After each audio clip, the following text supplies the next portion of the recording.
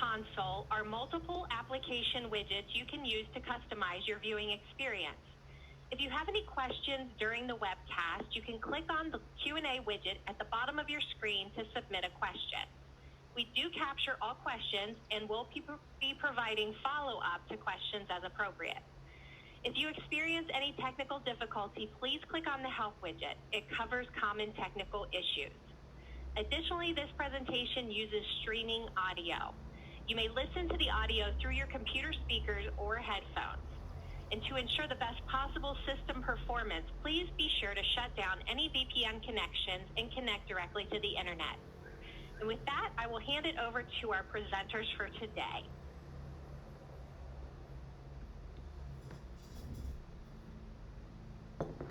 Hello, everyone, and thank you so much for taking time out of your busy day. This is Sarah Linares. I'm Vice President of our partner programs, and some of you may have been speaking with during this time. With me today, I have a team that will be addressing your questions.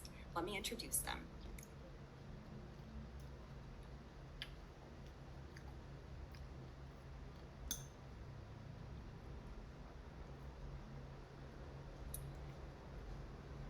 Sorry about that, team. I just had some connectivity issues. So joining me today is Allison Miller, Deputy CISO of United Health Group, Mike Parisi, CEO of Optum Insight Software Network and Data Business, and Cindy Klain, Senior Vice President and GM of our Administrative Software. The purpose of today's conversation is to begin the preparation for restoration of batch claim processing. To do this, we will provide security updates and take you through an overview of operational readiness considerations. The balance of this time will be dedicated to Q&A, which you can enter into the chat at any time throughout our session. You can expect subsequent communications with additional detail on the steps to expect for reconnecting next week. So with that, let me hand off to Mike Parisi for some opening remarks. Thanks, Sarah, and thanks everyone for making the time, on a Friday here to join us for this conversation.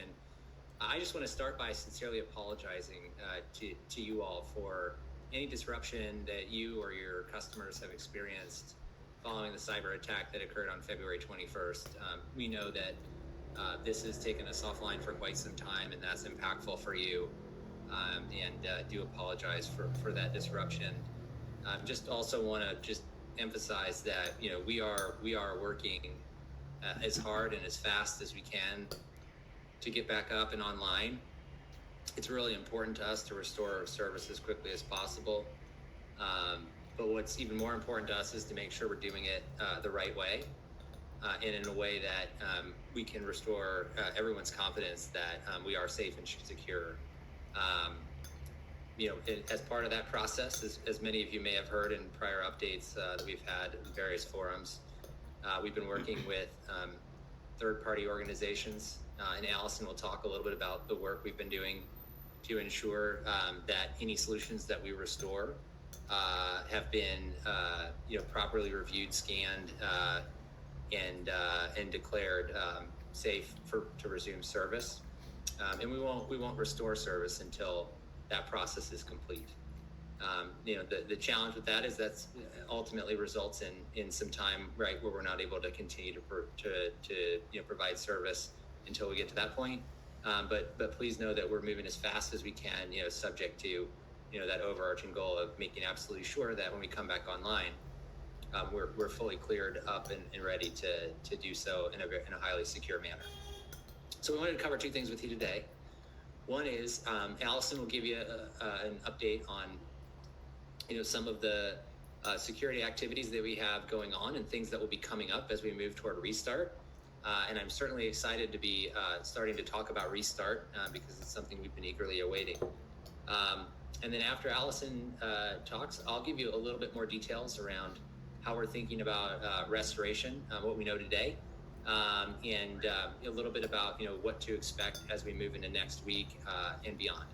And then after that, Cindy Klain, who's General Manager of our medical network business, she's going to facilitate the Q&A session, and we will attempt to answer the questions that you all have been submitting to the best of our ability on this call as well. And we'll also capture things we can't answer, and we'll follow up on those after the call as well, and use those to help inform any additional communications or talking points that we have.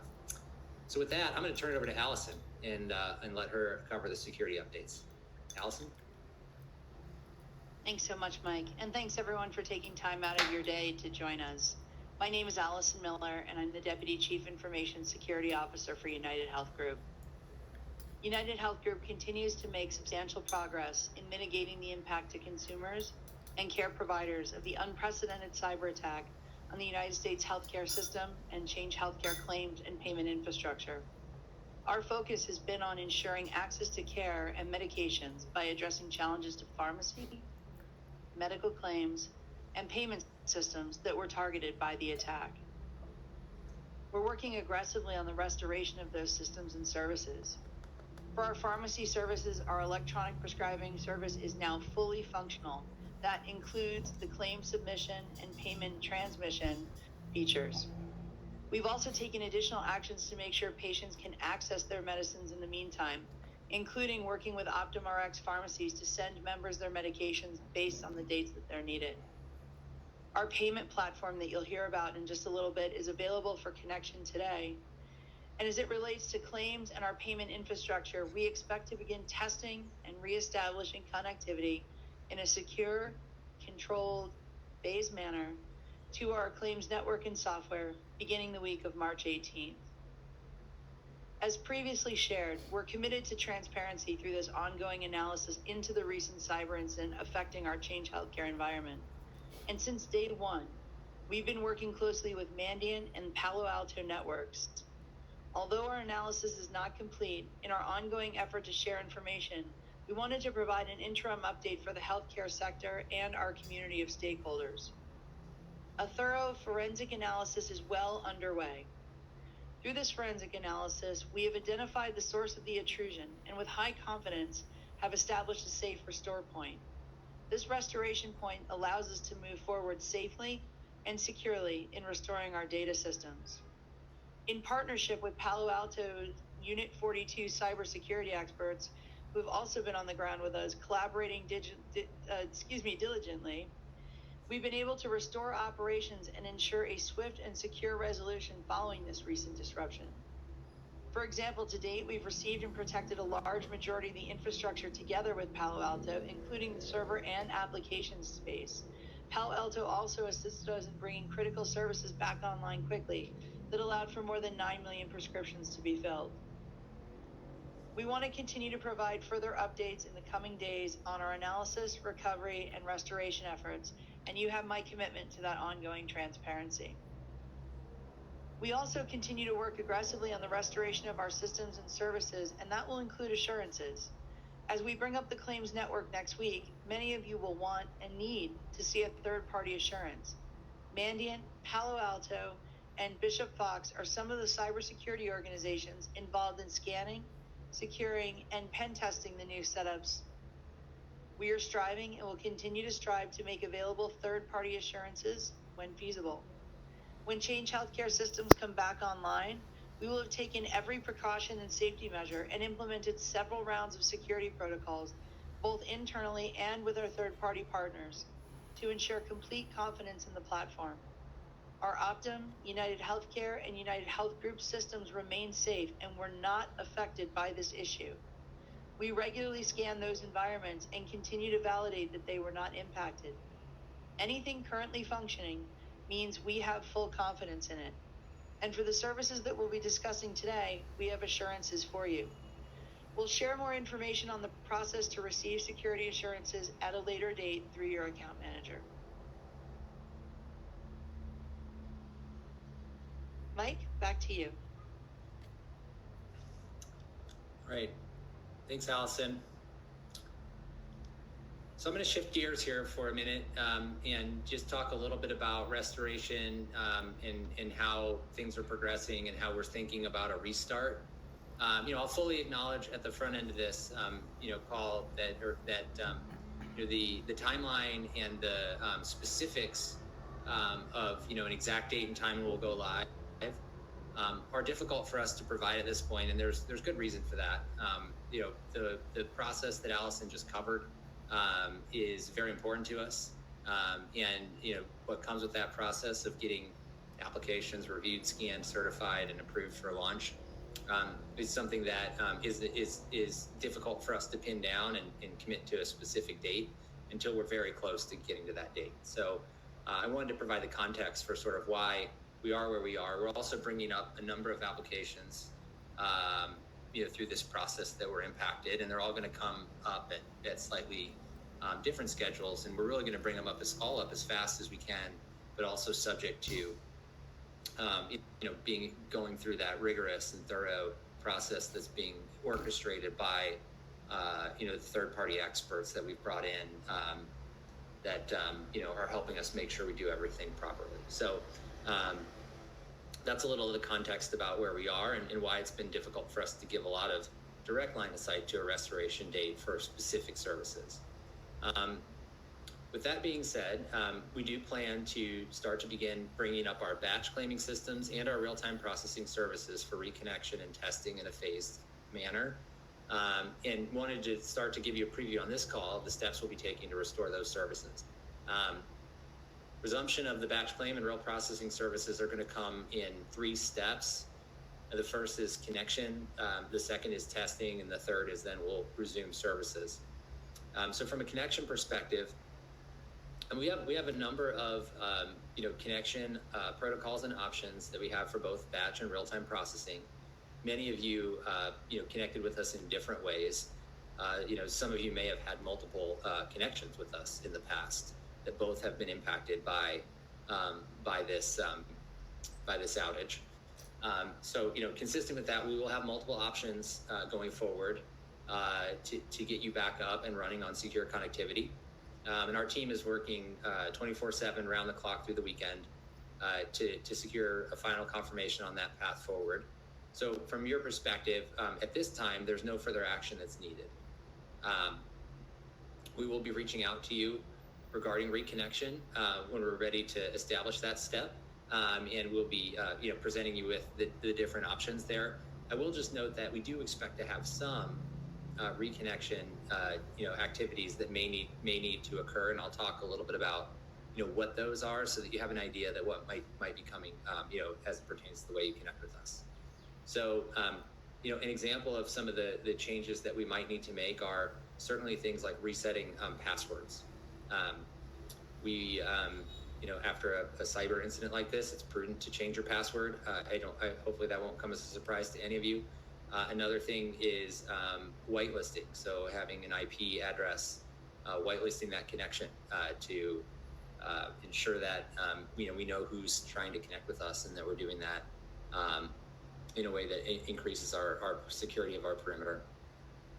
And we'll be working with each of you, as I mentioned before, just to determine what's the fastest and most secure way for you to reconnect with us in light of some of the changes we need to make. Some of you that may not be a significant change, and some of you it may require a few changes. And so we'll try to get you that information as soon as possible so that you can be prepared for that as we move toward a restart. Also, just to clarify and reiterate, as Allison mentioned, for anyone who's requesting a security assurance as we restart a product, we will be communicating that process out to you when it's available. We do expect to have documentation that will support a launch that will help, provide some third-party information that you can use to assess the security and the process we went through. So we're looking forward to being able to share that with you.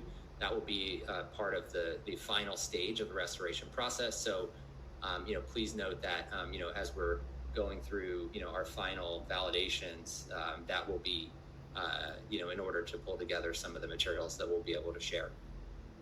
From a testing perspective, once that we've got our connectivity established and our clearinghouses have been fully cleared, we will want to just do a little bit of testing, to make sure that everything's back and working before we fully restart with you. So we'll coordinate that activity. We don't want to make it overly burdensome, but we also just do want to have some testing that we can put in place just to make sure files are transferring appropriately and processing into the clearinghouse, et cetera. So we'll work with you on that. And then we'll turn services back on once testing's been successfully completed. As we bring back up the clearinghouse, we'll also be bringing back up the payer side connections We've been, opening up additional trading partner routes in the interim. So if we are having any delays with getting a payer back up and connected, we can leverage third-party trading partners to navigate those routes to payers. So we've been doing a lot of that work in advance. We've also been doing a lot of work around just scenario planning in the event we have any payer issues for things like enrollment, and we've been even working some of those things with the IEDI temporary workaround that many of you may have taken advantage of.